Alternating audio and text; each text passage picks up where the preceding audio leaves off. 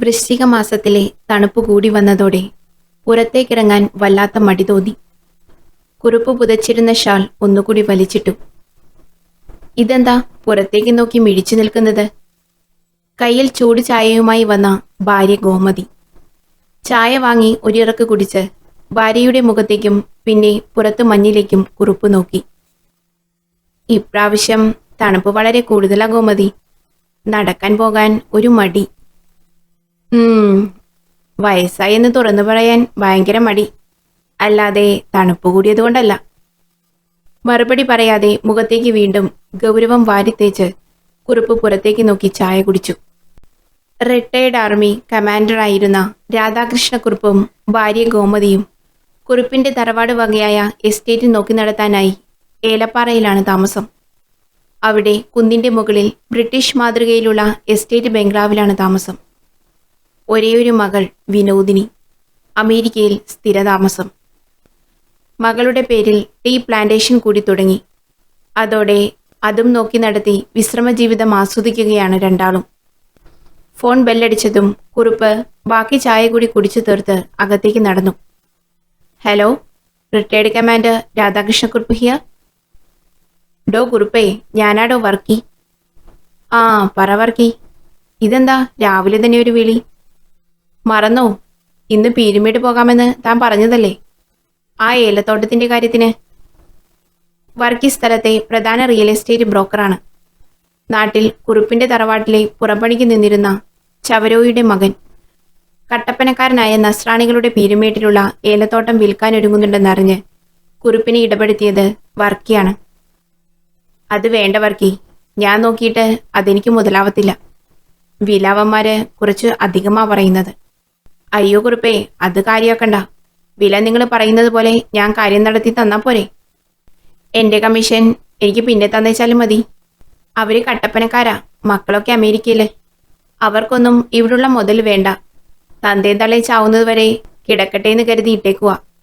മുൻപ് ബന്ധത്തിലുള്ള ഏതോ പയ്യനെ നോക്കിയേൽപ്പിച്ചപ്പോ അവനിവിടെ കുറെ തട്ടിപ്പൊക്കെ നടത്തി വലിയ വിഷയമായി. അതാ അവര് വിറ്റേക്കാമെന്ന് തീരുമാനിച്ചത്. താൻ പേടിക്കാതെടോ, എല്ലാം ശരിയാക്കി തരാം. ഞാൻ രാവിലെ 8 മണി കഴിയുമ്പോൾ അങ്ങോട്ട് വന്നേക്കാം. എന്നാ ശരി, ഓക്കെ. ഫോൺ വെച്ച് തിരികെ പുറത്തേക്കിറങ്ങി. എന്നും നടക്കാൻ പോകുന്നതല്ലേ എന്ന് കരുതി വെറുതെ മുറ്റത്ത് മാത്രം ഉലാത്താൻ ശ്രമിച്ചെങ്കിലും വീശിയടിച്ച കാറ്റിനോട് ഇടകലർന്ന് കോടമഞ്ഞം കൂടിയപ്പോൾ കുറുപ്പ് തിരികെ കയറാൻ ഭാവിച്ചു. ഗോമതി പറഞ്ഞത് നേരാ, വയസ്സായി. കുറുപ്പിന്റെ വീട് ഉയരത്തിലായതുകൊണ്ട് തന്നെ കോടമഞ്ഞിന്റെ ചെറിയ മാറ്റങ്ങൾ പോലും പെട്ടെന്ന് അനുഭവിച്ചറിയാം. നിങ്ങൾ വെറുതെ മഞ്ഞത്ത് നിൽക്കാതെ അകത്തോട്ട് കയറിക്കേ. ആരാ വിളിച്ചത്? ഓ, അത് വർക്കിയാ. പീരുമേട്ടിലുള്ള തോട്ടം ഇന്ന് പോയി നോക്കാമെന്ന്. രാവിലെ 8 മണി കഴിയുമ്പോഴേക്ക് അവൻ വരും. ഷാൾ ഒന്നുകൂടി പിടിച്ചിട്ട് കുറുപ്പ് അകത്തേക്ക് കയറി. ഇന്ന് മോളുടെ പിറന്നാളല്ലേ? കൃഷ്ണന്റെ അമ്പലത്തിൽ വഴിപാട് പറഞ്ഞിട്ടുണ്ട്. നമ്മൾ പോകാൻ തീരുമാനിച്ചിട്ട് നീ നേരെ അമ്പലത്തിലേക്ക് പോയിക്കോ. ഞാൻ തോട്ടം നോക്കിയിട്ട് നേരെ ഉപ്പുതറയ്ക്ക് വന്നോളാം.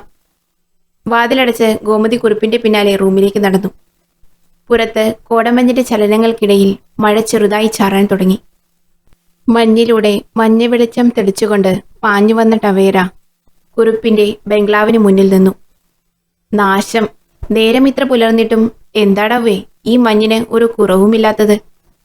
അടുത്തു നിൽക്കുന്നവരെ പോലും കാണാൻ ഒക്കുന്നില്ലല്ലോ. ഡ്രൈവറോട് സംസാരിച്ചുകൊണ്ട് ഇറങ്ങിയതും വണ്ടി വന്നു നിൽക്കുന്ന ശബ്ദം കേട്ട് ഗോമതി പുറത്തേക്ക് വന്നു.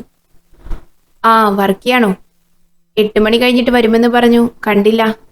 അതിന്റെ ചൂടിൽ സാർ അകത്തോട്ട് പോയിട്ട് നേരം കുറച്ചായി. നിങ്ങൾക്കറിഞ്ഞൂടെ സമയം അദ്ദേഹത്തിന് കണിശമാണെന്ന്? എന്റെ പൊന്നു ചേച്ചി, വരുന്ന വഴി നമ്മുടെ വാവച്ചന്റെ മൂത്ത കൊച്ചിന് നല്ല പനി. ഇവിടത്തെ ആശുപത്രിയിൽ കൊണ്ടാക്കിയിട്ടാ വരുന്നത്. അതാ ഞങ്ങള്. ആളെന്തേ, നല്ല ചൂടിലാണോ? അകത്തേക്ക് വായെന്ന് വർക്കിയെ നോക്കി ആംഗ്യം കാട്ടി ഗോമതി തിരിഞ്ഞു നടന്നു. ലാൻഡ് ഫോൺ ബെല്ലടിച്ചതും അവരത് പ്രതീക്ഷിച്ചതുപോലെ ചാടിയെടുത്തു. മോളെ വിനു, അമ്മ എത്ര നേരായി നിന്റെ ഫോൺ വിളി കാത്തു നിൽക്കുന്നു. Happy birthday മോളൂസേ. ഹരിയും മോനും എവിടെ? പുറത്തു പോയോ? വന്നില്ലേ? ഇവിടെ നേരം പുലർന്നതേയുള്ളൂ.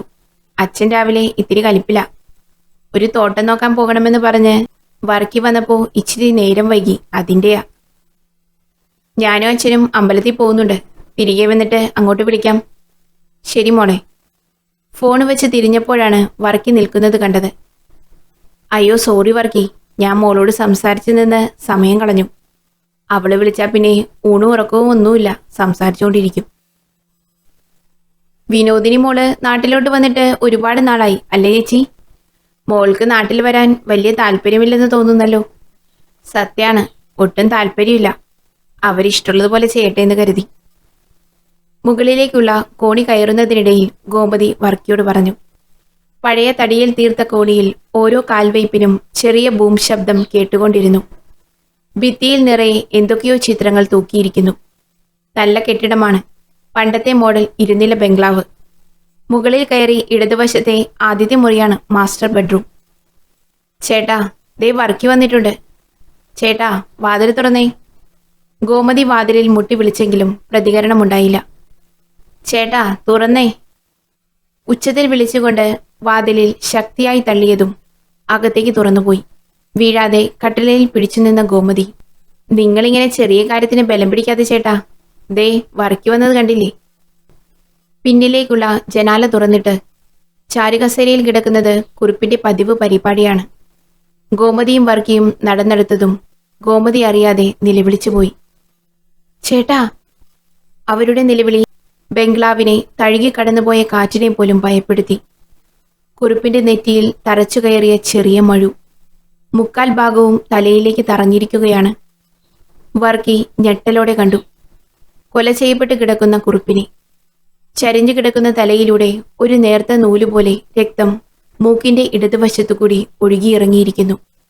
ഗോമതി കരച്ചിലോടെ ബോധമറ്റ് നിലത്തേക്ക് വീണു. എന്തു ചെയ്യണമെന്നറിയാതെ അയാൾ നാലുപാടും നോക്കി. പീരുമേട് സർക്കിൾ ജിനോ ജോൺ വന്നിറങ്ങുമ്പോൾ ബംഗ്ലാവും പരിസരവും ജനനിബിഡമായിരുന്നു. കുറിപ്പിന്റെ കൊലപാതക വിവരം അറിഞ്ഞു വന്ന നാട്ടുകാരും തോട്ടം തൊഴിലാളികളുമാണ്. ആളുകളെ അകറ്റി നിർത്താൻ പോലീസ് ആവുന്നത് ശ്രമിക്കുന്നുണ്ട്. എസ്റ്റേറ്റിന്റെ നോക്കി നടത്തിപ്പിന് വന്നതു മുതൽ 2 കൊല്ലക്കാലമായി കുറിപ്പ് എല്ലാവർക്കും പ്രിയങ്കരനാണ്. ഫാമിലി, ഭാര്യയും ഒരേയൊരു മകളും. മകൾ ഭർത്താവിനും കുട്ടിക്കൊപ്പം അമേരിക്കയിൽ സ്ഥിരതാമസമാണ്. ഇന്നലെ മകളുടെ പിറന്നാൾ പ്രമാണിച്ച് ഉപ്പുതറയിലുള്ള കൃഷ്ണന്റെ അമ്പലത്തിൽ പോകാൻ രണ്ടാളും തീരുമാനിച്ചിരുന്നതാണ്. അതിനിടയിൽ റിയൽ എസ്റ്റേറ്റ് ബ്രോക്കർ വർക്കി പീരുമേട്ടിൽ ഒരു ഏലത്തോട്ടം നോക്കാൻ പോകണമെന്ന് പറഞ്ഞ് വിളിക്കുകയും കുറിപ്പ് 8 മണിക്ക് പോകാൻ തയ്യാറായി കാത്തുനിന്നെങ്കിലും വർക്കി വന്നപ്പോൾ താമസിച്ചു. പട്ടാളക്കാരനായതുകൊണ്ട് സമയകൃത്യതയുടെ പേരിൽ മറ്റുള്ളവരോട് തട്ടിക്കയറുന്നത് കുറിപ്പിന്റെ ഒരു സ്വഭാവത്തിന്റെ ഭാഗം കൂടിയാണ്. അങ്ങനെ ദേഷ്യപ്പെട്ട് മുകളിലെ റൂമിലേക്ക് പോയതാണ് ആള്. പിന്നീട് വർക്കി വന്നതിന് ശേഷം ഭാര്യയും അയാളും കൂടി റൂമിലേക്ക് ചെല്ലുമ്പോൾ മരിച്ചു കിടക്കുന്നതാണ് കണ്ടത്. ഈ വർക്കി ഒരു പേരുകേട്ട റിയൽ എസ്റ്റേറ്റ് ബ്രോക്കറാണ്. പീരുമേട്ടിലും രാജാക്കാട് രാജകുമാരി അങ്ങനെ ഈ ചുറ്റുവട്ടത്ത് അടുത്ത കാലത്തായി കുറിപ്പ് വാങ്ങിക്കൂട്ടിയ സ്വത്തുക്കളെല്ലാം വർക്കിയുടെ സപ്പോർട്ടിലാണ്. അതിൽ പലർക്കും അമർഷമുണ്ട്. ഒരു തവണ വർക്കി അതിന്റെ പേരിൽ ആക്രമിച്ചിട്ടുമുണ്ട്. അതിനേക്കാൾ ഉപരി കുട്ടിക്കാലം മുതൽ ഒന്നിച്ചു കളിച്ചു വളർന്നവരാണ് വർക്കിയും കുറിപ്പും. Vagamon police inspector Raju CI ജിനോയ്ക്ക് കാര്യങ്ങൾ വിശദീകരിച്ചു കൊടുത്തു. അപ്പോൾ ആദ്യം കണ്ടത് വർക്കിയും കുറിപ്പിന്റെ ഭാര്യയുമാണ് അല്ലേ? Yes sir. Sir, forensic officers വന്നിട്ടുണ്ട്. Carry on. രാജു, എനിക്ക് വർക്കിയെയും ഗോമതിയെയും ഒന്ന് കാണണം. അവരെവിടെ? അകത്തുണ്ട് സർ. സ്റ്റേറ്റ്മെന്റ് എടുക്കുന്നുണ്ട്. ബംഗ്ലാവിലേക്ക് കയറുമ്പോൾ ഭിത്തിയിൽ നിരനിരയായി തൂക്കിയിരിക്കുന്ന നായ്ക്കളുടെ ചിത്രങ്ങൾ ജിനോയുടെ കണ്ണിൽപ്പെട്ടു. ചെറുതും വലുതുമായ 1 ഡസൻ നായ്ക്കൾക്കൊപ്പം നിൽക്കുന്ന കുറിപ്പ്. വിശാലമായ ഹാളിൽ ഒരു വശത്ത് കുറിപ്പിന്റെ ഭാര്യ ഗോമതിയും വർക്കിയും മൊഴി കൊടുക്കുകയാണ്. ഗോമതി ഒപ്പം നിൽക്കുന്ന സ്ത്രീയുടെ കയ്യിൽ മുറുകെ പിടിച്ചിട്ടുമുണ്ട്. ഹാളിൽ നിരനിരയായി വച്ചിരിക്കുന്ന ആന്റിക് പീസുകൾ പലതും നൂറ്റാണ്ടുകൾക്ക് മുൻപുള്ളതാണെന്ന് തോന്നുന്നു. പണ്ടത്തെ കാലഘട്ടം വിളിച്ചറിയിക്കുന്നവ. വാളും പിടിച്ചു നിൽക്കുന്ന ഏതോ ബ്രിട്ടീഷ് ഭരണാധികാരിയുടെ വെങ്കല പ്രതിമ കണ്ടപ്പോൾ ജിനോയ്ക്ക് അത്ഭുതം തോന്നി. അതിനൊപ്പം പഴയ കോയിൻസിന്റെ വലിയ കളക്ഷനും. സർ, സ്റ്റേറ്റ്മെന്റ് പൂർത്തിയായി എന്നറിയിച്ച കോൺസ്റ്റബിൾ ജിനോയ്ക്ക് മുന്നിൽ അറ്റൻഷനായി. ഗോമതിയെയും വർക്കിയെയും മാറി മാറി നോക്കിയ CI ജിനോ ചോദിച്ചു. വർക്കി കുറിപ്പിനെ കൂട്ടി എവിടെ പോകാനിരുന്നതാ? സാറേ, പീരുമേട്ടിൽ ഒരു തോട്ടം വിൽക്കാനുണ്ടെന്നറിഞ്ഞു. കട്ടപ്പനക്കാരുടെയാ. കുറിപ്പിന് താല്പര്യമുണ്ടെന്ന് പറഞ്ഞു. പക്ഷേ വില കൂടുതലായിരുന്നു. എല്ലാം ശരിയാക്കി ഇന്ന് വാക്കുറപ്പിച്ചാൽ അടുത്തയാഴ്ച രജിസ്ട്രേഷൻ നടത്താമെന്നും എൻ്റെ കമ്മീഷൻ കൈയോടെ തന്നേക്കാമെന്നും അവർ പറഞ്ഞു. അതാ ഞാൻ അവരെ ഇന്ന് തന്നെ കാണാൻ പോകാമെന്ന് വിളിച്ചു പറഞ്ഞത്. രാവിലെ നിങ്ങൾ എവിടെയായിരുന്നു? ഗോമതിക്ക് നേരെ തിരിഞ്ഞ് ജിനോ മുഖമുയർത്തി നോക്കി. കരച്ചിലടക്കാനാവാതെ അവർ ഷാളിന്റെ അറ്റം കൊണ്ട് വായ പൊത്തിപ്പിടിച്ചു. മോളുടെ പിറന്നാളായിരുന്നു സാറേ. രാവിലെ അമ്പലത്തിൽ പോകാനിരുന്നതാ. അപ്പോഴാ വർക്കി വരുന്നെന്ന് പറഞ്ഞത്. തോട്ടം നോക്കിയിട്ട് അമ്പലത്തിലോട്ട് വന്നേക്കാമെന്നാ ചേട്ടൻ പറഞ്ഞത്. പക്ഷേ വർക്കി സമയത്ത് വരാതായപ്പോൾ അതിന്റെ ദേഷ്യത്തിന് ചാടിത്തുള്ളി മുകളിലേക്ക് പോയി. നിങ്ങൾ പിന്നെന്താ അമ്പലത്തിലേക്ക് പോകാഞ്ഞത്? അത് സാധാരണ ചേട്ടന് ദേഷ്യം വന്നാൽ പെട്ടെന്ന് മാറില്ല. ഇവര് വരുമ്പോൾ ചിലപ്പോൾ ചൂടാകും. ഞാനില്ലെങ്കിൽ അമർത്തി മൂളിക്കൊണ്ട് ജിനോ പടി കയറി. ഇവിടം മുഴുവൻ പുരാവസ്തുക്കളാണല്ലോടോ. കൂടെ വന്ന കോൺസ്റ്റബിളിനോട് പറഞ്ഞ് മുകളിലത്തെ റൂമിന് മുന്നിലേക്ക് വന്ന അയാളെ കണ്ടതും പുറത്തുനിന്ന പോലീസുകാർ സല്യൂട്ടടിച്ചു. അകത്ത് ഇൻക്വസ്റ്റ് നടക്കുകയാണ്. Hello sir. ഹലോ ജീവൻ. എന്തായി കാര്യങ്ങൾ? Forensic scientific assistant medical league അഡ്വൈസറാണ് ജീവൻ. സർ, കുറച്ച് പിശകാണ്. കൊലയാളി ബംഗ്ലാവിലേക്ക് കയറിയത് എങ്ങനെയാണെന്ന് ഒരു രൂപവും കിട്ടിയിട്ടില്ല. കൊല നടത്തിയതിനു ശേഷം പുറത്തേക്ക് പോയത് പിന്നിലുള്ള ചരിവിലൂടെയാണ്. കുറുപ്പ് കൊല്ലപ്പെട്ട് കിടക്കുന്ന മുറിയിലേക്ക് കയറിയ ജിനോയെ കണ്ടതും എല്ലാവരും ഒരു നിമിഷം നിശ്ചലമായി. Carry on guys. ബംഗ്ലാവിന് പിന്നിലെ കുത്തനെയുള്ള ചരിവിൽ നീണ്ടുവളർന്നു നിന്ന പുല്ല് ഒരു വശത്തേക്ക് ഒടിഞ്ഞുകിടക്കുന്നു. ജീവനും ജിനോയും ചരിവിലൂടെ ശ്രദ്ധാപൂർവം താഴേക്കിറങ്ങി. സർ, ഇതുവഴി പോയാൽ ഒരുപക്ഷെ രക്ഷപ്പെടാനായി നിരങ്ങിയിറങ്ങിയതാവാനാണ് ചാൻസ്. കാരണം പെട്ടെന്നൊരാൾക്ക് നമ്മൾ ഇറങ്ങി വന്നതുപോലെ താഴേക്ക് വരാൻ സാധിക്കില്ല. അങ്ങനെ ചെയ്താൽ മൂക്കും കുത്തി വീഴും, ഉറപ്പ്. ചരിവിലൂടെ നിരത്തിലേക്കിറങ്ങിയ ജീവൻ ജിനോയോട് പറഞ്ഞു. നിരത്തിനപ്പുറം വലിയൊരു കാടാണ്. ഈ നിരത്ത് നേരെ ചെല്ലുന്നത് താഴെ നിന്ന് ബംഗ്ലാവിലേക്കുള്ള വഴി തുടങ്ങുന്ന ഭാഗത്താണ്. അപ്പോൾ കൊലയാളി വന്നതും പോയതും ഇതേ വഴിയിലൂടെയാണ് അല്ലേ? അതെ സർ. ഇരുവരും തിരികെ ബംഗ്ലാവിലെത്തി നടപടികളൊക്കെ പൂർത്തിയാക്കി പോലീസ് വീടും പരിസരവും സീൽ ചെയ്തു. കുറുപ്പിന്റെ ബോഡി പോസ്റ്റ്മോർട്ടം ചെയ്യാനായി ജില്ലാ ആശുപത്രിയിലേക്ക് മാറ്റി. ഗോമതിയെ കുറുപ്പിന്റെ കോട്ടയത്തുള്ള പെങ്ങളുടെ വീട്ടിലേക്ക് മാറ്റി. പോസ്റ്റ്മോർട്ടത്തിന് ശേഷം കുറുപ്പിനെ ആലപ്പുഴയിലുള്ള തറവാട്ടിൽ അടക്കം ചെയ്തു. ഒരാഴ്ചയ്ക്ക് ശേഷം CI ജിനോയും വാഗമൺ SI രാജു നമേഷും അടങ്ങുന്ന പോലീസ് സംഘം ബംഗ്ലാവിലെത്തി. മുൻകൂട്ടി പറഞ്ഞത് പ്രകാരം ഗോമതിയും വർക്കിയും വന്നിട്ടുണ്ടായിരുന്നു. അമേരിക്കയിലുള്ള കുറുപ്പിന്റെ മകൾ വിനോദിനിയും ഭർത്താവ് ഹരിയും മകനും എത്തിയിരുന്നു. അകത്തെ വിശദമായ തിരച്ചിലിനൊടുവിൽ തിരികെ വന്ന സംഘം. അല്ല സാറേ, ഞങ്ങളുടെ കുറുപ്പേട്ടനെ കൊലപ്പെടുത്തിയവരെ ഉടനെ കണ്ടെത്തുമോ? അതോ നാട്ടുകാരെ കാണിക്കാൻ ഇങ്ങനെ ചുമ്മാ ഭരചന്ദ്രൻ സ്റ്റൈൽ ഷോ കാണിച്ചു നടക്കുമോ? ഇവനേതാ? സർ, ഇത് രാധാകൃഷ്ണക്കുറുപ്പിന്റെ അനിയൻ രാമകൃഷ്ണക്കുറുപ്പ്. മിസ്റ്റർ രാമകൃഷ്ണക്കുറുപ്പ്, കള്ളനെ ഞങ്ങൾ ഒളിപ്പിച്ചു വെച്ചതല്ല. അത് കണ്ടെത്താൻ ചിലപ്പോൾ താമസം വരും. നിങ്ങൾ വെറുതെ ഓരോന്ന് പറഞ്ഞ് പ്രശ്നം ഉണ്ടാക്കരുത്. സാറേ, നിങ്ങൾ ലോക്കൽ പോലീസ് വിചാരിച്ചാലൊന്നും ഉണ്ടാക്കാൻ പറ്റത്തില്ല. ഞാൻ വലിയ കൊമ്പത്തുള്ള ഏമാന്മാരെ കണ്ട് വേറെ ആളെ കൊണ്ട് അന്വേഷിപ്പിച്ചോളാം. താൻ കുറെ നേരമായി പോലീസിനെ കളിയാക്കുന്നു. തനിക്കത്ര കടപ്പാണെങ്കിൽ താൻ അന്വേഷിക്കടോ. രാമകൃഷ്ണൻ ജിനോയുടെ ഷർട്ടിൽ കയറി പിടിച്ചതോടെ പോലീസുകാർ ചാടി വീണു. രാമകൃഷ്ണന്റെ കൂടെയുണ്ടായിരുന്ന ആളുകൾ ഇടപെട്ടതോടെ പ്രശ്നം നിമിഷ നേരം കൊണ്ട് വഷളായി. ആകെയുണ്ടായിരുന്ന 6 പോലീസുകാരെ കൊണ്ട് ഒന്നും ചെയ്യാൻ സാധിച്ചില്ല. കൂട്ടത്തിലൊരാൾ പോലീസ് ജീപ്പിന്റെ ചില്ല് എറിഞ്ഞു പൊട്ടിച്ചതോടെ പ്രശ്നം കൂടുതൽ വഷളായി. കുറുപ്പിന്റെ കൊലപാതകം നടന്നിട്ട് ഒരാഴ്ച പിന്നിട്ടിട്ടും കൊലയാളിയെ സംബന്ധിക്കുന്ന ഒരു തെളിവും പ്രത്യക്ഷത്തിൽ പോലീസിന് ലഭിച്ചില്ല. ആകെ മനസ്സിലാക്കാൻ സാധിച്ചത് വീടിന് പിന്നിലൂടെ കൊലയാളി രക്ഷപ്പെട്ടു എന്ന നിഗമനം മാത്രം. കൊല ചെയ്യാൻ ഉപയോഗിച്ച ചെറിയ മഴു കുറുപ്പിന്റെ വീട്ടിൽ തന്നെ സൂക്ഷിച്ചിരുന്ന പുരാവസ്തുക്കളിൽ പെട്ടതാണ്.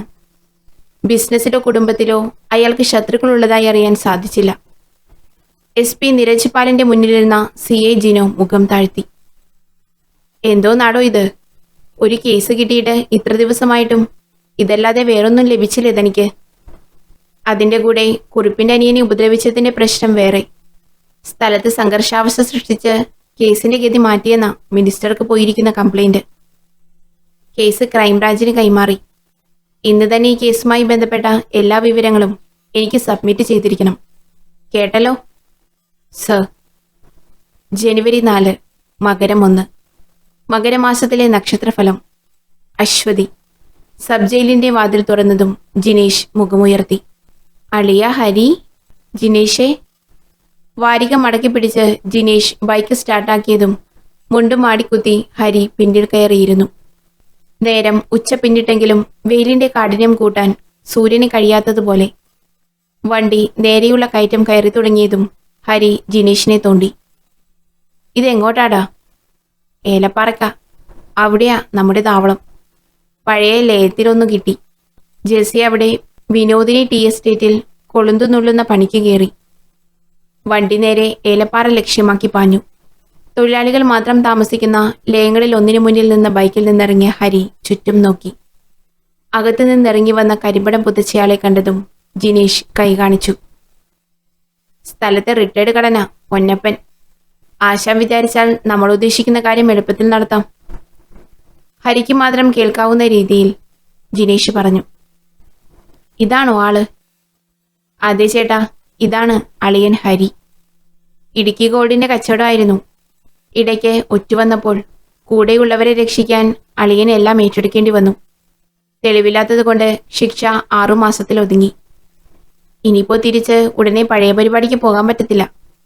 അപ്പൊ പിന്നെ എന്തേലും ചെയ്യണ്ടേ? അതിനാ ഞങ്ങളിവിടെ കൂടാമെന്ന് വെച്ചത്. അകത്തോട്ട് വാ. കരിമ്പടം ഒന്നുകൂടി പിടിച്ചിട്ട് അകത്തേക്ക് നടക്കുന്ന വൃദ്ധനെ നോക്കി നിന്ന ഹരിയെ അകത്തേക്ക് വിളിച്ചുകൊണ്ടുപോയി ജിനേഷ്. കൊച്ചുങ്ങളെ, നിങ്ങൾ പറയുന്നത് പോലെ അവിടെ കയറാൻ കുറച്ച് ബുദ്ധിമുട്ടാ. സായിപ്പിന്റെ കാലത്തെങ്ങാണ്ട് പണിത ഒരു കെട്ടിടം. അതൊക്കെ ഞങ്ങൾ നോക്കിക്കൊള്ളാം. ചേട്ടൻ വേണ്ട സഹായം ചെയ്തു തന്നാ മതി. നിങ്ങൾ പറയുന്നത് പോലെ പഴയ വില കൂടിയ സാധനങ്ങൾ അവിടെയുണ്ടെങ്കിൽ അത് നമുക്കെടുക്കാം. പക്ഷേ ഇതിൽ എനിക്കെന്താ ലാഭം? കിട്ടുന്നതിലൊരു പങ്ക് ചേട്ടനും തരും. കരിമ്പടം പുതച്ച് ബീഡി വലിച്ചിരുന്ന വൃദ്ധന്റെ കണ്ണുകൾ ഇരുട്ടിൽ ബീഡിയുടെ ചുവപ്പ് വെളിച്ചത്തിൽ ചെറുതായി തിളങ്ങി. വാതിലിൽ മുട്ടുകേട്ടതും ജിനേഷ് ചെന്ന് വാതിൽ തുറന്നു. പിന്നാലെ വന്ന ഹരിയെ കണ്ടതും അവളുടെ മുഖത്ത് സന്തോഷം വിരിഞ്ഞു. ഹരിയേട്ടാ, എപ്പോ വന്നു? കുറച്ചു മുമ്പ്. കാര്യങ്ങളൊക്കെ ഞങ്ങൾ തീരുമാനിച്ചു. ഇന്ന് രാത്രി തന്നെ സംഗതി നടക്കണം. ജിനേഷ് പറഞ്ഞത് കേട്ടതും ചാടിയണീറ്റ പൊന്നപ്പൻ. ഇന്ന് തന്നെ നടത്താനോ? അതൊന്നും നടക്കില്ല പിള്ളാരെ. പറ്റും. കാരണം ഇപ്പോ ബംഗ്ലാവിന്റെ കുറുപ്പിന്റെ മരണം അന്വേഷിക്കുന്നതിലുണ്ടായ പോലീസിന്റെ വീഴ്ച ചൂണ്ടിക്കാട്ടി നാട്ടുകാർ വലിയ പ്രശ്നത്തിലാ.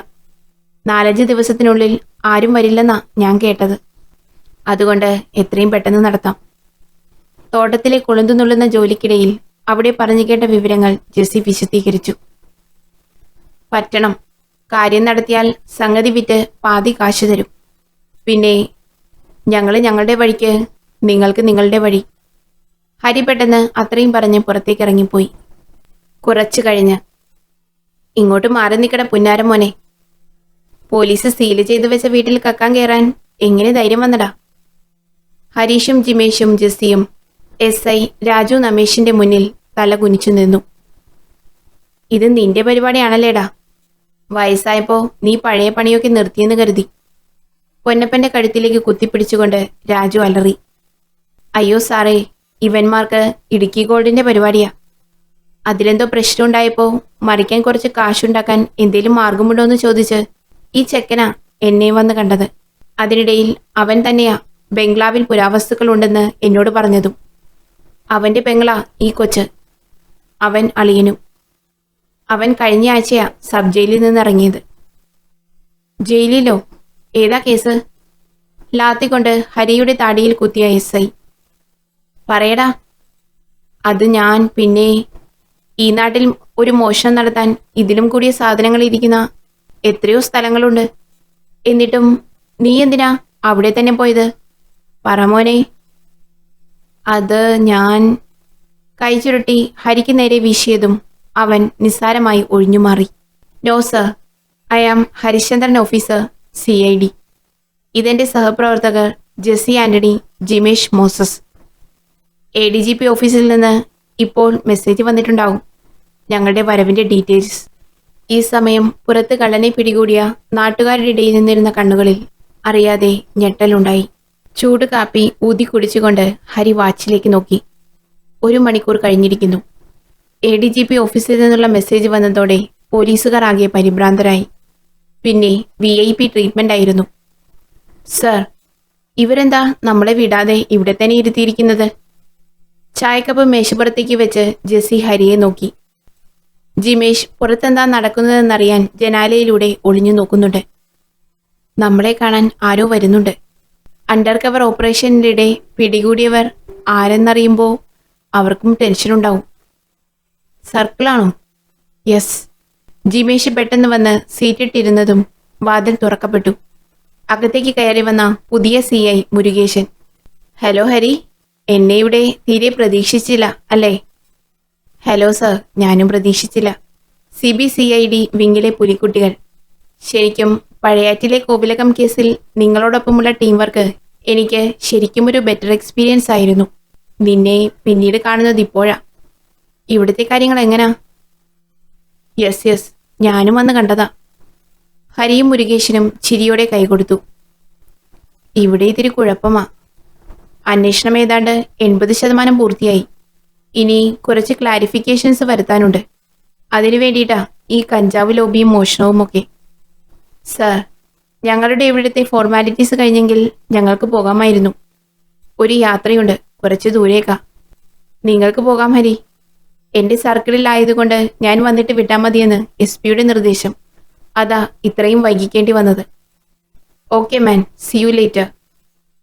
അപ്പോൾ തന്നെ CIയുടെ അനുവാദത്തോടെ കള്ളൻ പൊന്നപ്പനെയും കൂട്ടി പോലീസ് വണ്ടിയിൽ ഹരിയും കൂട്ടരും ഏലപ്പാറയിലേക്ക് യാത്ര തിരിച്ചു. ഇറക്കമിറങ്ങുന്ന ജീപ്പ് നിയന്ത്രിച്ചുകൊണ്ട് ഹരി തിരിഞ്ഞ് ജിമേഷിനെ നോക്കി. പിന്നിൽ ചാരിയിരുന്നുറങ്ങുന്ന ജെസ്സിയുടെ തല വണ്ടി കുലുങ്ങുന്നതിനനുസരിച്ച് ആടുന്നുണ്ടായിരുന്നു. ഡോ ജിമേഷേ. വളവ് തിരിക്കുന്നതിനിടയിൽ തോളിൽ തട്ടിയതും ജിമേഷ് കണ്ണു തുറന്ന് ഹരിയെ നോക്കി. മതി ഉറങ്ങിയത്. വഴി ഇതുതന്നെയാണോ എന്ന് സംശയം. തിരുവല്ല കഴിഞ്ഞ് മാന്നാർ റൂട്ടല്ലേ പറഞ്ഞത്? അവിടെ നിന്ന് പൊടിയാടി കാവും ഭാഗം.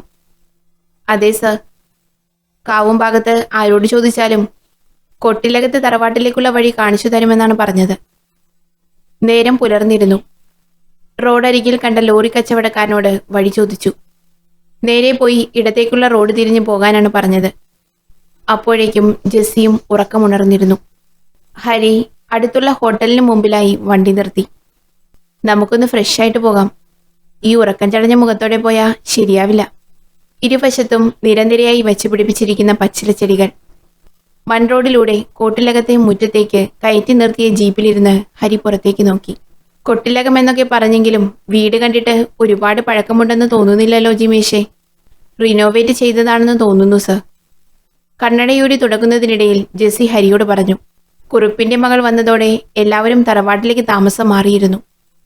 കുറുപ്പിന്റെ മരണാനന്തര ചടങ്ങുകൾ തീരുന്നതുവരെ എല്ലാവരും തറവാട്ടിൽ ഉണ്ടാവുമെന്ന് പറഞ്ഞതനുസരിച്ചാണ് ഹരിയും ടീമും അവിടേക്ക് വന്നത്. ഹലോ സർ, നമസ്കാരം. പുറത്തേക്ക് വന്ന രാമകൃഷ്ണക്കുറുപ്പ് ഹരിയുടെ കൈപിടിച്ച് കുലുക്കി ചിരിച്ചു. Hello mister Ramakrishnakurup. ആ, നിങ്ങൾ രാത്രി തന്നെ പുറപ്പെട്ടു അവിടെ നിന്ന്? യെസ്. ഒന്നും വെച്ച് താമസിപ്പിക്കുന്ന രീതിയോട് എനിക്ക് താല്പര്യമില്ല. രാമകൃഷ്ണക്കുറുപ്പിനെ അടിമുടി നോക്കി ഒന്നിരുത്തി പറഞ്ഞു. ഫോൺ ബെല്ലടിച്ചതും അറ്റൻഡ് ചെയ്തുകൊണ്ട് ഹരി പുറത്തേക്കിറങ്ങി എന്തോ ഓർത്തിട്ടെന്ന പോലെ തിരിച്ചു വന്നു. You guys carry on. ജെസ്സിയും ജിമേഷും അകത്തേക്ക് കയറുന്നത് നോക്കിക്കൊണ്ട് ഹരി ഫോണുമായി നടന്നു. അകത്ത് കുറുപ്പിന്റെ ഭാര്യ ഗോമതിയും മകൾ വിനോദിനിയുടെ ഭർത്താവ് ഹരിയും കാത്തു നിൽക്കുന്നുണ്ടായിരുന്നു. ഗോമതി സംഭവം നടന്ന രാവിലെ മുതലുള്ള കാര്യങ്ങൾ ഒന്നൊന്നായി ഓർത്തെടുത്ത് പറഞ്ഞു. ചിലത് ഓർമ്മയിൽ വരാതായപ്പോൾ രാമകൃഷ്ണൻ ഓർമ്മിപ്പിച്ചു. 10 മിനിറ്റ് കഴിഞ്ഞതും ഫോൺ സംഭാഷണം അവസാനിപ്പിച്ചുകൊണ്ട് ഹരി അവിടേക്ക് കടന്നു വന്നു. എന്തായി ജെസ്സി? സ്റ്റേറ്റ്മെന്റ് എടുത്തു സർ. ഓക്കെ. ഈ തറവാട് നിൽക്കുന്ന ഭാഗം ഉൾപ്പെടെ എത്ര ഏക്കറാ രാമകൃഷ്ണൻ? പണ്ട് 50 ഏക്കർ പറമ്പും വീടും മാത്രമായിരുന്നു. പിന്നീട് അതിൽ നിന്ന് 1.5 ഏക്കർ തറവാട്ടിലെ പുറംപണിക്കാരനായിരുന്ന ചൗരോയ്ക്ക് പതിച്ചു കൊടുത്തു. പാവം ചൗരോയുടെ അപ്പനും അയാളുടെ അപ്പനും ഇവിടുത്തെ പണിക്കാരനായിരുന്നു. 25 ഏക്കർ എൻ്റെ പേരില. ബാക്കിയുള്ളതും തറവാടും ചേട്ടനും. വിനയത്തോടെ പറഞ്ഞു തീർത്ത രാമകൃഷ്ണൻ ഒരു കാരണവരെ പോലെ എല്ലാവരെയും മാറി മാറി നോക്കി. അപ്പൊ പിന്നെ കേരള ഹൈക്കോടതിയിൽ 2 കൊല്ലം മുമ്പുണ്ടായ ഒരു വിധി എന്തിന്റെയാ രാമകൃഷ്ണ? ബഹുമാനപ്പെട്ട കോടതി ഉത്തരവ് പ്രകാരം കൊട്ടിലകത്ത് ശ്രീധരക്കുറുപ്പിന്റെ മകൻ രാമകൃഷ്ണക്കുറുപ്പ് കൊടുത്ത പരാതി പ്രകാരം ചേട്ടൻ വെച്ചനുഭവിച്ചു കൊണ്ടിരുന്ന പറമ്പും വീടും അച്ഛനെ പറ്റിച്ച് എഴുതി വാങ്ങിയെന്നായിരുന്നു. പക്ഷേ മരിച്ചുപോയ നിങ്ങളുടെ അച്ഛൻ വല്യകുറുപ്പ് വിൽപത്രം എഴുതി മുൻപേ സൂക്ഷിച്ചിരിക്കുന്നത് കൊണ്ട് ഇളയ മകന്റെ ഉണ്ടയില്ലാത്ത വെടി എങ്ങും കൊള്ളാതെ ചീറ്റിപ്പോയി അല്ലേ?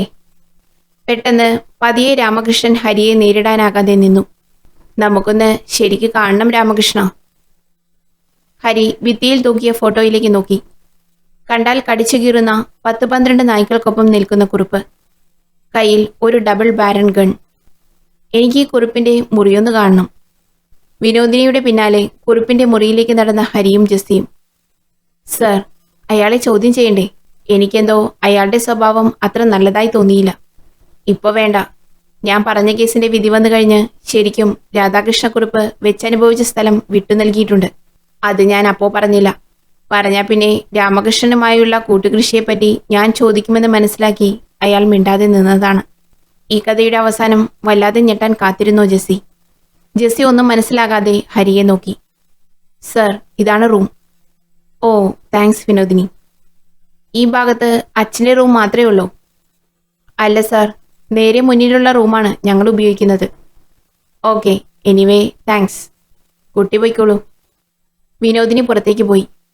ഈ സമയം കൊട്ടിലകത്തെ വീടിന്റെ സമീപത്തായി നിർത്തിയ കറുത്ത മാരുതി വാഗണിൽ നിന്നിറങ്ങി മുഖംമൂടി ധരിച്ച 2 പേർ തറവാടിനെ ലക്ഷ്യമാക്കി നടന്നു.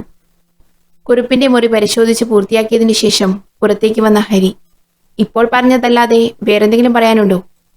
ഇല്ലെന്ന് ഗോമതി തലയാട്ടി. ഹരി ബാഗുമെടുത്ത് പുറത്തേക്കിറങ്ങിയതും ജീപ്പിന്റെ മുൻവശത്തെ ഗ്ലാസ് തകർത്തുകൊണ്ട് വെടിപൊട്ടി. ഡൗൺ.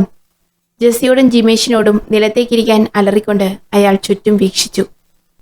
അടുത്ത വെടി പൊട്ടിയതും കൊട്ടിലകത്തെ പൂമുഖത്ത് വെച്ചിരുന്ന വലിയ മൺപ്രതിമ പൊട്ടിത്തകർന്നു. എല്ലാവരും നിലവിളിച്ചുകൊണ്ട് അകത്തേക്കോടി. അടുത്ത വെടിയൊച്ചയ്ക്ക് മുൻപ് അന്തരീക്ഷം നിശബ്ദമായി. മുഖംമൂടികളിൽ ഒരാൾ അടുത്ത ക്ലിയർ ഷോട്ട് ഹരിയുടെ തലയിലേക്ക് എയിം ചെയ്തതും പിന്നിൽ നിന്നവൻ വേണ്ട എന്ന് നിർദ്ദേശം കൊടുത്തു. കൊട്ടിലകത്ത് വീട്ടിലെ എല്ലാവരും ക്രൈംബ്രാഞ്ച് ഓഫീസിൽ അക്ഷമയോടെ കാത്തിരിക്കുകയാണ്.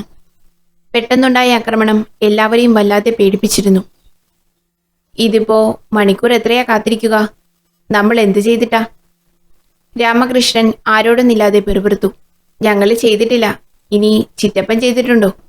ആ പോലീസുകാരൻ ചോദ്യം ചെയ്തപ്പോൾ മിണ്ടാതെ തലകുനിച്ചു നിന്നത് എന്തിനാ? എന്റെ അച്ഛനെ കൂട്ടി ചിട്ടിങ് കമ്പനി തുടങ്ങി കള്ളപ്പണത്തിന്റെ ഇടപാട് നടത്താൻ ശ്രമിച്ചതൊക്കെ പുറത്താകുമെന്ന് പേടിച്ചിട്ടാണോ? ഡി കൊച്ചേ, നിന്റെ അച്ഛനെ ഞാനായിട്ട് നിർബന്ധിച്ചതല്ല. അയാൾക്ക് താല്പര്യമുണ്ടെന്ന് പറഞ്ഞു തുടങ്ങിയ കളിയാ. ഞാൻ ഫ്രോഡാണേ നിന്റെ അച്ഛൻ ഭൂലോക ഫ്രോഡാ. എന്നെ കൊണ്ടൊന്നും പറയിപ്പിക്കരുത്. ഞാനായിട്ടൊന്നും ചെയ്തിട്ടില്ല. രാമകൃഷ്ണൻ വിനോദിനിക്ക് നേരെ വിരൽ ചൂണ്ടിയതും ഗോമതി ഇടയ്ക്ക് കയറി രണ്ടാളെയും സമാധാനിപ്പിച്ചു. രാമകൃഷ്ണൻ താൻ ഒരിക്കലും അങ്ങനെയൊരു നീക്കം നടത്തിയിട്ടില്ല എന്ന് തീർത്തു പറഞ്ഞു. സംസാരത്തിനിടയിൽ അകത്തേക്ക് വന്ന ക്രൈംബ്രാഞ്ച് CI റോഷനെ കണ്ടതും എല്ലാവരും എണീറ്റു. സർ, ഞങ്ങളിവിടെ വന്നിട്ട് കുറേ നേരമായി. എന്താ സംഭവിച്ചതെന്ന് മനസ്സിലാവുന്നില്ല. നിങ്ങൾ പേടിക്കണ്ട. അവന്മാരാരാണെന്ന് മനസ്സിലാക്കിയിട്ടുണ്ട്. ഉടനെ അറസ്റ്റ് ഉണ്ടാകും. വിനോദിനി, ഒരു റിക്വസ്റ്റ് എഴുതി തരണം. നിങ്ങൾക്ക് വധഭീഷണിയുണ്ടെന്നും അതുകൊണ്ട് പോലീസ് പ്രൊട്ടക്ഷൻ വേണമെന്നും കാണിച്ച് ഞങ്ങളത് ലോക്കൽ പോലീസിന് കൈമാറും. സർ, അതിനിതൊക്കെ പ്രശ്നങ്ങളുണ്ടായിട്ടില്ലല്ലോ. വിനോദിനി ഉൾപ്പെടെ എല്ലാവരും ഒന്നും മനസ്സിലാകാതെ റോഷനെ നോക്കി. കേസ് തീരുന്നതുവരെ നിങ്ങളുടെ സുരക്ഷിതത്വം ഞങ്ങളുടെ ഉത്തരവാദിത്തമാണ്. കുട്ടി വരൂ. വിനോദിനി CIക്കൊപ്പം പുറത്തേക്ക് പോയി. രാമകൃഷ്ണൻ ഫോണിൽ സിഗ്നൽ കിട്ടാത്തതുകൊണ്ട് ഇടയ്ക്കിടെ എന്തൊക്കെയോ പെറുപിറുത്തുകൊണ്ടിരുന്നു. Thanks Arun. You guys complete a perfect work. അവരോട് പറഞ്ഞേക്ക് എല്ലാം തീർത്തിട്ട് ഞാൻ അങ്ങോട്ട് വരുന്നുണ്ടെന്ന്. ഫോൺ സംഭാഷണം അവസാനിപ്പിച്ച് ഹരി തിരികെ കോട്ടിലകത്ത് തറവാട്ട് മുറ്റത്തേക്ക് കയറി. അയാളെ കാത്തുനിന്ന പോലെ ജിമേഷും ജസ്സിയും അടുത്തേക്ക് വന്നു. എല്ലാം തയ്യാറല്ലേ? Yes sir. പക്ഷേ ഇങ്ങനെയൊരു സാഹചര്യം ഉണ്ടാക്കാൻ ഈ കേസിന് എന്ത് പ്രത്യേകതയാണെന്ന് മനസ്സിലാവുന്നില്ല. കുറുപ്പിന്റെ കൊലപാതകം ഒരു പകപോക്കലിന്റെ ഭാഗമാണ്. നമ്മൾ ഈ കേസ് ആദ്യം ഏറ്റെടുത്ത് ബംഗ്ലാവിലേക്ക് വരാതെ കൊട്ടിലകത്തേക്ക് വന്നത് തന്നെ കുറുപ്പിന്റെ ക്യാരക്ടർ മനസ്സിലാക്കാൻ വേണ്ടിയായിരുന്നു. ഇന്നാട്ടിലെ ഏറ്റവും വലിയ ജന്മിമാരായിരുന്നു കൊട്ടിലകത്ത് കുറുപ്പന്മാർ. നാട്ടിൽ നിയമവും പോലീസും ഉണ്ടായിട്ടും കൂടി പല കാര്യങ്ങളും കൊട്ടിലകം കുറുപ്പന്മാരുടെ നിയന്ത്രണത്തിലായിരുന്നു. കൊട്ടിലകത്ത് ശ്രീധരക്കുറുപ്പ് പഴയ ബ്രിട്ടീഷ് ആർമി കേണലായി വിരമിച്ചയാളായിരുന്നു. അതുകൊണ്ട് തന്നെ നാട്ടിലെ കാര്യങ്ങൾക്കൊക്കെ ബ്രിട്ടീഷ് ഇന്ത്യയിലെ അതേ ക്രൂരമായ രീതി നടപ്പിലാക്കുന്നത് അയാളുടെ വിനോദങ്ങളിൽ ഒന്നായിരുന്നു. കണ്ടാൽ തന്നെ ഭയന്നു പോകുന്ന ക്രൂരരായ 12 നായ്ക്കളെ സിലോണിൽ നിന്ന് കൊണ്ടുവന്ന് വളർത്തിയിരുന്നു. ചെറിയ തെറ്റിന് പോലും നായ്ക്കളെ വിട്ട് കടിപ്പിക്കുന്ന ഒരു സൈക്കോയായിരുന്നു അയാൾ. അതേ അച്ഛനെ കണ്ട് വളർന്ന മക്കൾ രണ്ടാളും അതേ ക്രൂര രീതി പിന്തുടരുന്നതിൽ സന്തോഷം കണ്ടെത്തി. കൃത്യമായി പറഞ്ഞാൽ 2 വർഷം മുൻപ് നടന്ന ഒരു സംഭവം കുറുപ്പിന്റെ ജീവിതത്തെ അപ്പാടെ മാറ്റിമറിച്ച സംഭവം. കൂട്ടിൽ കിടന്ന നായിക്ക് ആഹാരം കൊണ്ടുകൊടുത്ത ജോലിക്കാരൻ ചവരോയുടെ ഇളയ മകൻ ജോയ് അതിന്റെ ആക്രമണത്തിൽ അതിക്രൂരമായി കൊല്ലപ്പെട്ടു. നിയമത്തിന് മുന്നിൽ ഒന്നും ചെയ്യാൻ കഴിയാതെ അന്ന് കുറുപ്പിന് നായ്ക്കളെ വെടിവെച്ച് കൊല്ലേണ്ടി വന്നു. ഹരി ഒന്ന് നിർത്തി ഇരുവരുടെയും മുഖത്തേക്ക് നോക്കി. ചവരോയ്ക്ക് 2 മക്കളായിരുന്നു. മൂത്തത് വർക്കി, രണ്ടാമത്തത് ജോയ്. സർ, അപ്പോൾ വർക്കിയാണോ കുറുപ്പിനെ കൊലപ്പെടുത്തിയത്? നമുക്ക് നോക്കാം, വാ, അവരൊക്കെ റെഡിയല്ലേ? ഹരിയിൽ നിന്ന് കൃത്യമായ മറുപടി ലഭിക്കാത്തതുകൊണ്ട് ജെസ്സിയും ജിമേഷും അയാൾക്കൊപ്പം നടന്നു. കൊട്ടിലകത്തെ കുറുപ്പിന്റെ വസ്തുവിന്റെ അതിരിൽ കാത്തുനിന്ന 2 പേർ. അവർക്ക് പിന്നിൽ തുമ്പിക്കൈ പൊക്കി നിൽക്കുന്ന ആനക്കൊമ്പനം പോലെ ഒരു JCB. ഡോ, കാര്യങ്ങൾ മനസ്സിലായല്ലോ. മണ്ണ് മാറ്റുമ്പോൾ ശ്രദ്ധിക്കണം. എന്താണോ കിട്ടാനുള്ളത് അത് ഒരു കേടുപാടും കൂടാതെ കിട്ടണം. ജിമേഷ്, നീ അവിടെ അടുത്തുണ്ടാകണം. ജിമേഷും JCB ഡ്രൈവറും കൂടി കുഴിച്ചു നോക്കാനുള്ള സ്ഥലം നോക്കി തിട്ടപ്പെടുത്തി. സർ, ജോയിയുടെ മരണവും കുറുപ്പിന്റെ മരണവും തമ്മിൽ എന്തെങ്കിലും ബന്ധമുണ്ടോ? ഉണ്ട്, ബന്ധമുണ്ട്. ഞാൻ ആദ്യമേ പറഞ്ഞില്ലേ കുറുപ്പിന്റെ മരണം ഒരു പകപോക്കലാണെന്ന്. ജോയി വെറുതെ നായയുടെ കടിയേറ്റ് മരിച്ചതല്ല, കുറുപ്പ് കൊന്നതാണ്. അത് എന്തിനെന്ന് തെളിയിച്ചാൽ കുറുപ്പിന്റെ കൊലയാളിയെ നിഷ്പ്രയാസം പൂട്ടാം. ഹരിയുടെ മനസ്സിൽ എന്താണെന്ന് മനസ്സിലാകാതെ നിന്ന ജെസ്സി ചൗരോയുടെ വേലി പൊളിച്ച് പറമ്പിലേക്ക് കയറുന്ന JCBയിലേക്ക് നോക്കി. ക്രൈംബ്രാഞ്ച് SP ഓഫീസിലേക്ക് കൊണ്ടുവന്ന കൊട്ടിലകത്ത് വീട്ടുകാരെ ചോദ്യം ചെയ്യലിനായി കോൺഫറൻസ് ഹാളിലേക്ക് കൊണ്ടുപോയി. സർ, ഞങ്ങളെ ഉടനെ വിട്ടയക്കാമെന്ന് പറഞ്ഞാണ് അവിടെ വെയിറ്റ് ചെയ്യിപ്പിച്ചത്. ഇപ്പോൾ ചോദ്യം ചെയ്യാൻ ഇവിടേക്ക് കൊണ്ടുവന്നു. നേരെ ഉച്ച കഴിഞ്ഞു. എന്താ കാര്യമെന്തെങ്കിലും പറഞ്ഞൂടെ? എല്ലാം ഉടനെ വ്യക്തമാകും. നിങ്ങളവിടെ പോയിരിക്കെ. വിനോദിനി തിരികെ നടക്കുന്നതിനിടയിൽ 2 പോലീസുകാർക്കൊപ്പം കയറി വന്ന വർക്കിയെ കണ്ടു. എല്ലാവരെയും ഒന്ന് നോക്കിയ വർക്കി കസേരയിലേക്കിരുന്നു. അയാളെ കണ്ടതും രാമകൃഷ്ണൻ മിണ്ടാതെ മുഖം കുനിച്ചിരുന്നു. കുറച്ചു നേരത്തിന് ശേഷം ക്രൈംബ്രാഞ്ച് SP നരേഷ് മേനോനും കൂടെ ഹരിയും ജിമേഷും ജെസ്സിയും അവിടേക്ക് കയറി വന്നതും മുറിയിലാകെ നിശബ്ദത പടർന്നു. എല്ലാവരോടും ഇരിക്കാൻ പറഞ്ഞ് ഹരി SPക്ക് മുൻപിൽ അറ്റൻഷനായി. സർ, ബംഗ്ലാവ് കൊലപാതക കേസ് അതിന്റെ പരിസമാപ്തിയിലെത്തിയിരിക്കുന്നു. ഇന്നിവിടെ കേസിന്റെ നിർണായക ഘട്ടത്തിലേക്ക് കടക്കുമ്പോൾ അങ്ങയുടെ പ്രസൻസ് അനിവാര്യമാണെന്ന് തോന്നി. Okay, you carry on. Thank you sir. Sir, കോട്ടിലകത്ത് രാധാകൃഷ്ണക്കുറുപ്പിന്റെ കൊലപാതകം CBCIDക്ക് മുന്നിലെത്തുമ്പോൾ ലോക്കൽ പോലീസിന് ആകെ കണ്ടെത്താൻ സാധിച്ചത് കുറുപ്പിന്റെ കൊലയാളി വന്നുവെന്ന് പറയുന്ന ബംഗ്ലാവിന് പിന്നിലുള്ള ചരിഞ്ഞ കുത്തനെയുള്ള പഴയൊരു വഴി മാത്രമാണ്. ആ വഴിയാകട്ടെ നേരെ ചെല്ലുന്നത് ബംഗ്ലാവിലേക്കുള്ള വഴിയുടെ തുടക്കത്തിലും. ഞങ്ങളെ സംബന്ധിച്ച് കുറുപ്പ് ആ ബംഗ്ലാവ് വാങ്ങുന്നതിന് മുമ്പ് അവിടെയുണ്ടായിരുന്ന ആരെയെങ്കിലും കണ്ടെത്താൻ കഴിയുമോ എന്നായിരുന്നു അന്വേഷണം. നിർഭാഗ്യവശാൽ അങ്ങനെ ആരും തന്നെ അവിടെ ഉണ്ടായിരുന്നില്ല. എന്നിരുന്നാലും അന്വേഷണമെങ്ങും നിർത്താതെ തുടരുന്നതിനിടയിലാണ് സ്ഥലത്തെ പ്രധാന റിട്ടയേർഡ് കള്ളൻ പൊന്നപ്പനെക്കുറിച്ച് അറിയുന്നത്. വർഷങ്ങളുടെ മോഷണ പാരമ്പര്യമുള്ള അയാൾക്ക് ബംഗ്ലാവിനെക്കുറിച്ചുള്ള രഹസ്യങ്ങൾ അറിയാതിരിക്കില്ല എന്ന തീരുമാനത്തിലാണ് അണ്ടർ കവർ ഓപ്പറേഷനിലൂടെ മോഷണം പ്ലാൻ ചെയ്യുന്നത്. പൊന്നപ്പൻ മുൻപ് 2 പ്രാവശ്യം മോഷണത്തിനായി ബംഗ്ലാവിൽ കയറിയിട്ടുണ്ട്. ഒരു തവണ താമസക്കാരില്ലാതെ കിടന്ന സമയത്ത് ശിഷ്യന്മാരെ കൂട്ടി 1.5 മാസത്തോളം അവിടെ ഒളിച്ചു താമസിച്ചിട്ടുമുണ്ട്. കുറുപ്പ് താമസമാക്കിയതിനു ശേഷമാണ് 2ാമത്തെ മോഷണം നടത്തിയത്. അന്ന് ഗോമതിയുടെ അരപ്പവന്റെ മാല മോഷ്ടിക്കപ്പെട്ടു. കൊലയാളി ബാക്കി വെച്ചു, അല്ലെങ്കിൽ പോലീസിന് ലഭിച്ച ഒരേയൊരു തെളിവ് കൊലയാളി രക്ഷപ്പെട്ട പിന്നിലൂടെയുള്ള കുത്തനെയുള്ള ഇറക്കമുള്ള വഴി മാത്രമാണ്. പക്ഷേ ബംഗ്ലാവിലേക്ക് പടിക്കെട്ടോടു കൂടിയ തുരങ്കപാതയുണ്ടെന്ന് പൊന്നപ്പനാണ് ഞങ്ങളോട് പറഞ്ഞത്. ഏകദേശം 3 കിലോമീറ്റർ മാറി ചിക്കരക്കടവിൽ അവസാനിക്കുന്ന ഒരു തുരങ്കം. കൃത്യം നടന്നതിന് മുൻപും ശേഷവും പോലീസ് വന്നപ്പോഴും പ്രതി ആ തുരങ്കത്തിൽ തന്നെ ഒളിച്ചിരിപ്പുണ്ടായിരുന്നു. ബംഗ്ലാവിലെ പഴയ സാധനങ്ങൾ കൂട്ടിയിട്ട ഗ്യാരേജിൽ നിന്നാണ് തുരങ്കത്തിന്റെ തുടക്കം. പെട്ടെന്ന് കണ്ടുപിടിക്കാൻ കഴിയാത്ത വിധമാണ് അതിന്റെ മേക്കിംഗ്. മാത്രമല്ല, താഴ്ചയിലേക്കുള്ള വഴിയിലൂടെ പ്രതി രക്ഷപ്പെട്ടതിന്റെ തെളിവ് കിട്ടിയതോടെ പോലീസ് കൂടുതൽ തിരച്ചിൽ നടത്തിയതുമില്ല. രാത്രി വരെ പ്രതി അവിടെ തങ്ങി ചിക്കരക്കടവിലൂടെ രക്ഷപ്പെടുകയായിരുന്നു. താൻ പറഞ്ഞു വരുന്നത് പ്രതി ഇവർക്കറിയാവുന്ന ആരോ ആണെന്നല്ലേ? SP-യുടെ വാക്കുകൾ കേട്ട ഹരി, യെസ് സർ, പ്രതി ഈ നിൽക്കുന്ന വിനോദിനിയാണ്. വാട്ട്?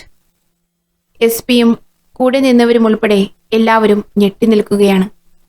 പെട്ടെന്ന് ഹരിയുടെ വാക്കുകൾ കേട്ട വിനോദിനി അയാളോട് പൊട്ടിത്തെറിച്ചു. നിങ്ങളെന്താ പറഞ്ഞത്? ഞാനെന്റെ അച്ഛനെ കൊന്നെന്നോ? അനാവശ്യം പറയരുത്. നിർവികാരയായി നിന്ന വിനോദിനി ജെസ്സിക്കൊപ്പം അകത്തേക്ക് വന്ന ഭർത്താവ് ശ്രീഹരിയെ കണ്ടതും നിശബ്ദയായി. വിനോദിനി, കഴിഞ്ഞ കുറെ മണിക്കൂറുകളായി നിങ്ങളുടെ ഭർത്താവ് ഞങ്ങൾക്കൊപ്പമുണ്ട്. കാര്യങ്ങളൊക്കെ മനസ്സിലായി കാണുമല്ലോ. അന്ന് ലോക്കൽ പോലീസ് മോഷണ ശ്രമത്തിന്റെ പേരിൽ കസ്റ്റഡിയിലെടുക്കുമ്പോൾ പുറത്തു കൂടി നിന്നവരുടെ കൂട്ടത്തിലുള്ളവരെ ക്യാമറയിലൂടെ വാച്ച് ചെയ്തപ്പോൾ ശ്രീഹരിയെ കണ്ടതോടെയാണ് സംശയിക്കുന്നവരുടെ ലിസ്റ്റിൽ ആദ്യമായി ഇവരെ പെടുത്തുന്നത്. പിന്നെ ഇത് വിനോദിനിയുടെയും ശ്രീഹരിയുടെയും പാസ്പോർട്ട്. കുറുപ്പിന്റെ കോട്ടിലകത്തെ മുറി പരിശോധിക്കാമെന്ന വ്യാജേന പോയപ്പോൾ ഞാൻ വിനോദിനിയുടെ റൂമിൽ നിന്ന് കൈക്കലാക്കിയതാണിത്. സംഭവം നടക്കുന്നതിന് 2 ദിവസം മുൻപ് വിനോദിനിയും കുടുംബവും നാട്ടിലെത്തിയിരുന്നു. അതിനെ ഊട്ടിയുറപ്പിക്കുന്ന മറ്റൊരു തെളിവായിരുന്നു വിനോദിനിക്ക് പറ്റിയ ഒരു തെറ്റ്. പിറന്നാൾ ദിവസത്തെ ഫോൺ കോൾ. 2 കോളും വന്നത് ഒരേ റേഞ്ച് പരിധിയിലാണെന്ന് സൈബർ സെൽ ഡിപ്പാർട്ട്മെന്റ് സ്ഥിരീകരിച്ചു കഴിഞ്ഞു. പക്ഷേ ഇതിനൊക്കെ ഹേതുവായ ആ കാരണമാണ് ജോയ്. കൊട്ടിലകത്തെ ജോലിക്കാരൻ ചൗരോയുടെ ഇളയ മകൻ. കുറിപ്പിനൊഴികെ ആർക്കും അറിയാതെ പോയ ഒരു രഹസ്യമായിരുന്നു വിനോദിനിയും ജോയും തമ്മിലുള്ള പ്രണയബന്ധം. ആ ബന്ധത്തിന്റെ അവസാനം വിനോദിനി ഗർഭിണിയായതോടെ ഇരുവരും നാടുവിടാൻ തീരുമാനിച്ചു. എന്നാൽ എല്ലാം അറിഞ്ഞ കുറിപ്പ് ജോയിയെ മരുമകനായി സ്വീകരിക്കാമെന്ന വ്യാജേന രഹസ്യമായി ആരുമില്ലാതിരുന്ന ഒരു ഞായറാഴ്ച അവനെ വിളിച്ചു വരുത്തി. വീട്ടിലെ പുറംപണിക്കാരന്റെ മോന് മകളെ കെട്ടിച്ചു കൊടുക്കില്ല എന്ന് പറഞ്ഞ് ജോയും കുറുപ്പും തമ്മിൽ ഏറ്റുമുട്ടി. അതിനിടയിൽ തടസ്സം പിടിക്കാനെത്തിയ വിനോദിനിയുടെ അടിവയറ്റിൽ ആഞ്ഞു തൊഴിച്ച കുറുപ്പിനെ കൊല്ലാനായി ഓടിയെടുത്ത ജോയിയെ കുറുപ്പിന്റെ ആജ്ഞ കാത്തിരുന്ന നായ്ക്കൾ കടിച്ചു കീറി. ജോയിയുടെ ശരീരത്തിലെ മാംസം മുഴുവൻ കടിച്ചു തിന്നെങ്കിലും അവന്റെ ശരീരത്തിൽ ബാക്കിയുണ്ടായിരുന്ന ജീവൻ പോയി എന്ന് ഉറപ്പാക്കിയത് അയാളുടെ തോക്കിൽ നിന്നുള്ള വെടിയുണ്ടകളാണ്.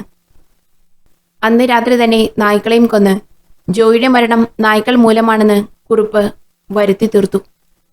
ചൗരോയുടെ പറമ്പിൽ നിന്ന് ഫോറൻസിക്കിന്റെ സഹായത്തോടെ പുറത്തെടുത്ത സ്കെൽറ്റന്റെ സ്കള്ളിൽ നിന്ന് വെടിയുണ്ട കണ്ടെത്തിയിട്ടുണ്ട്. പക്ഷേ ഇതൊക്കെ നടന്ന് 2 വർഷം പിന്നിടുന്നതിനിടയിൽ വിനോദിനിയിൽ ഒരു പകപൂണ്ട മൃഗത്തെ ഉണ്ടാക്കിയെടുത്തത് മറ്റൊരാളായിരുന്നു, വർക്കി. അന്നത്തെ സംഭവത്തോടെ സ്വന്തം അനിയനെ ഇല്ലാതാക്കിയ കുറിപ്പിനോട് തോന്നിയ പക അയാൾ ഊതിപ്പെരിപ്പിച്ചത് വിനോദിനിയിലൂടെയാണ്. ബ്രെയിൻ വാഷ് ചെയ്ത് അവളെ ഒരു സൈക്കോയ്ക്ക് തുല്യമാക്കി.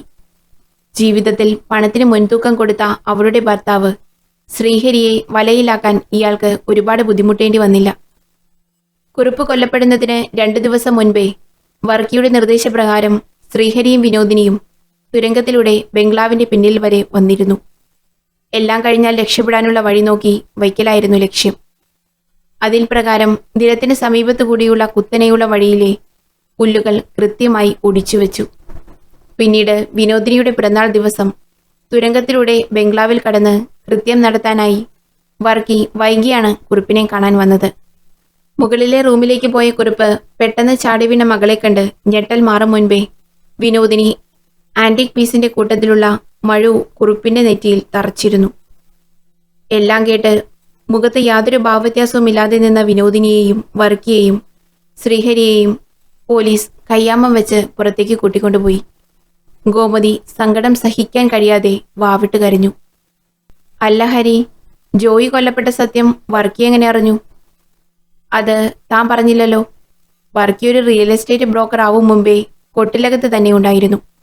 റിനോവേഷൻ വർക്ക് നടത്തുമ്പോൾ സാധനങ്ങൾ അടുക്കിപ്പെറുക്കുന്നതിനിടയിൽ വിനോദിന് എഴുതിയ ഡയറി കയ്യിൽപ്പെട്ടതാണ് വർക്കി എല്ലാം അറിയാൻ വഴിയൊരുക്കിയത്. പിന്നീട് അങ്ങോട്ട് വർക്കി കാണിച്ചു കൂട്ടിയതൊക്കെ കുറുപ്പിനെ കൊല്ലാനായി നടത്തിയ പ്ലാനിന്റെ ഭാഗമായിരുന്നു sir. Okay guys, you are done a great job. Thank you sir. എസ് പിക്ക് മുൻപിൽ അറ്റൻഷനായി നിന്ന ഹരി പുറത്തേക്ക് നടന്നു. പിന്നാലെ ജെസ്സിയും ജിമേഷും. പ്രിയ കൂട്ടുകാരെ, ഈ കഥ ഇവിടെ അവസാനിച്ചു. കൂടുതൽ ഇൻവെസ്റ്റിഗേഷൻ സ്റ്റോറീസുമായി നമുക്ക് വീണ്ടും കാണാം. Thank you.